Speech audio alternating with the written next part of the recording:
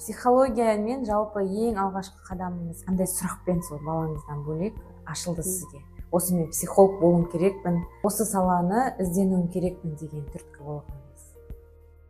Мысалға, бірінші кезде мен өзім жеке ойым, әр ана, мен ізденген жоқпын баста. Мен өзім жақын туысқан қайын сіңілім, 6 баласы бар, осындай психолог, өзінің өмірін керемет етіп жасап алған, сен де оқысай, білсей деп маған айта берді. Бірақ мен оны тыңдаған жоқпын, естіген жоқпын. Өйткені мен стрессте болдым. Стресстегі адам ешкімнің ақылын тыңдағысы келмейді. Өйткені ол стресстен қалай шығатынын жолын іздеп жүр. Өйткені балам денсаулығы, өзім денсаулығым. Мен ұлымды Алматыдан келген психологқа жеке қабылдауға апардым. Баламды 1 сағат қабылдап, нақты сұрақтың жауабын алдым. Бірақ соңында ертең мен семинар өткіземін, мен семинарыма саған тегін билет беремін. Негізі саған психолог керек деді. Семинарына бардым. 3 күн болды семинар.